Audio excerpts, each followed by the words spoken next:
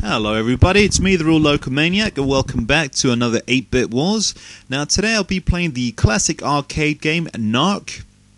Now it's a two-player shoot 'em up, and what I do like about this game, it's very hectic, the graphics are nicely drawn and everything, and it's pretty much really violent, and that's what I like about this game. Bit of violence. Now sorry about the little cursor which is up there, I forgot to move that, I don't think I can move that right now. It's got some nice little intro here.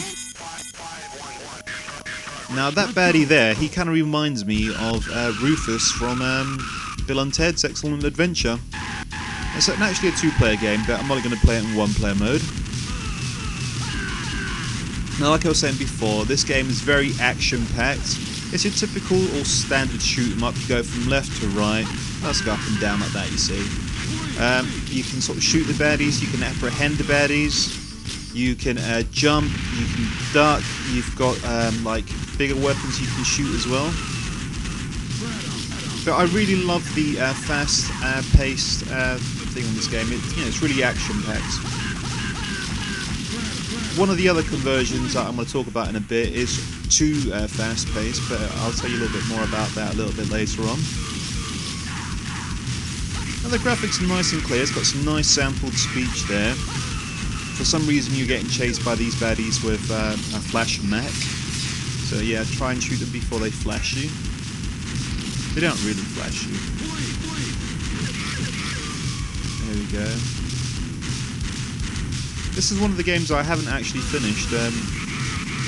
One day I'm going to sit down with someone and actually just sit down and finish this game right from start to the end. So I kind of enjoy this mindless violence. It's really enjoyable. Now I do think this is an underrated arcade game. It really is, not that many people remember it. Which is a shame though, because this is a classic shoot 'em up. I'd love to see something like this on Xbox Live. Okie dokie, now this is Narc on the good old Specky. It's got some nice music there. Now while it's quickly loading up, let me quickly tell you a little bit about my podcast. The 1 hour monthly podcast show, episode 4 is out on iTunes. Please feel free to download it, subscribe to it, and why not even give us a nice review on that. Anyway, back to this game. Now it's very similar to the arcade, this game. Graphically, the same intros there. Now it's a bit slower than the arcade, but the graphics are nicely drawn there. That you've got all those guys in the flash mechs there. So I'm just trying to figure out what my controls were there. I'm having to use my keyboard as opposed to the joystick, even though that was the setting I had chosen. Yeah, I mean, it's got no colour there, but I mean, as you can see, all the graphics are nicely drawn there. They're very detailed, look very similar to the arcade counterpart. It's a shame it's got like no music or anything like that, but the sound effects are really nice, and I think they work really well in this game. Now I can't remember in which magazine it was. Was it Crash or US Sinclair that this got rave reviews back in the days? There's my question of the day for you guys.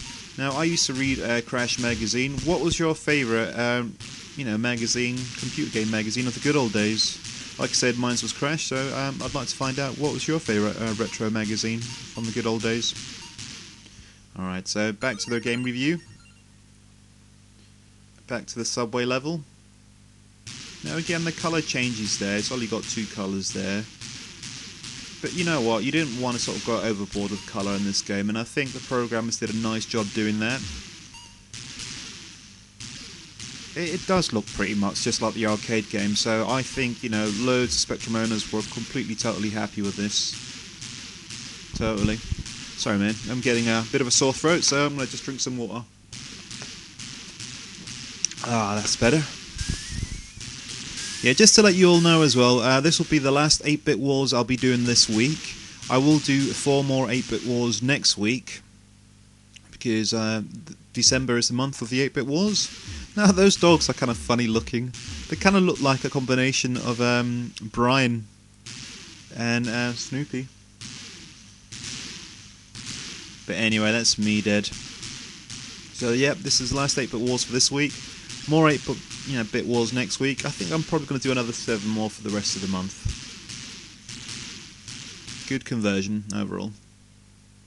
Okie dokie, now this is Narc on the good old Amstrad. It's a nice conversion there. It's a picture of some of the baddies there. I'll be honest with you, I don't think I've actually gotten past about, level 3 in this game. In all versions, basically. Now it's got some nice music there to start off with. Let me choose my control schemes there. I normally go for the, 7 right, left, 6 left, and so on. Alright, so here we go. Now it's very, very similar to the Spectrum version, but with loads more colour. It actually looks really, really good. Good intro there.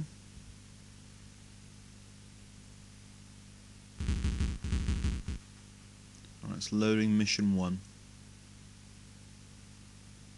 Alright, now here we go. This is the Amstrad version. Looks very similar to the Spectrum with loads more colour. I mean, it looks kind of nice. The only thing I'm going to quickly point out the bad things about it. There's hardly any enemies on screen at the same time. It feels kind of lonely out there. Just one guy you've got to kill at a time.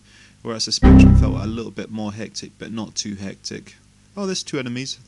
I was wrong. Oh, there's 3. Oh my god. Maybe I'm talking bullshit. Who knows?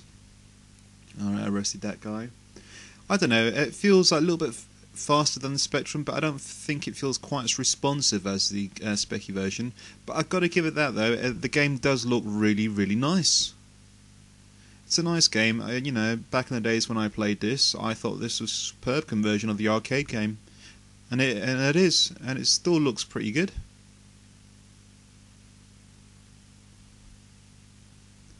Alright, sorry, I'm just concentrating there. I can't remember which button is to duck. Even though I did choose it when I was choosing the keys. Anyway, on to the subway level.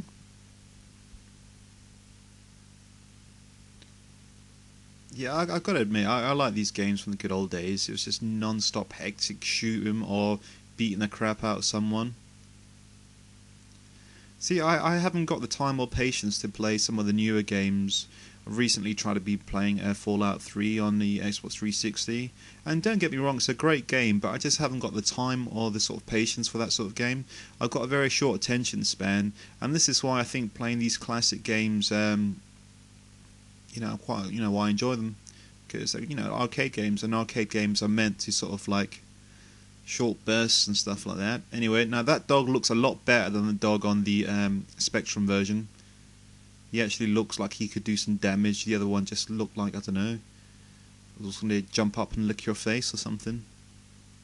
Anyway, let's see if I can get to the end without getting savaged by that dog again. It's a nice running animation. Oh shit, there's 2 of them. Alright, now this is Narc on the good old Commodore 64. Now, I'm really hoping my computer doesn't crash. I've got a feeling it probably will do. I'm dreading it. Something's going wrong with my computer here. I'm using Windows Movie Maker. Oh man, it's kind of balls up, isn't it? But oh well. Let's start the review. Let's carry on with the review anyway. Now, it's got some amazing music, this game. It really has. The music is absolutely superb. But like with most games on the Commodore 64, it's either it had music or it had sound effects. I normally go for the music because the music, is pretty good in this game. Oh shit, just died before I got to that place there. Now I'll quickly go to the negative in this game. What I don't like about it, it is a bit too fast-paced. It's just a bit too easy as well, just going straight from left to right, killing these baddies. I mean, you could actually avoid most of them. I'm getting savaged by that stupid bloody dog again. I don't think the graphics are as great as they are on the Spectrum or the Amstrad. Alright, let me quickly choose a winner. Who am I going to choose as a winner? Probably going to be the Spectrum or the Amstrad, but nope, it's got to be the Spectrum because it was a little bit more faithful to the arcade playability.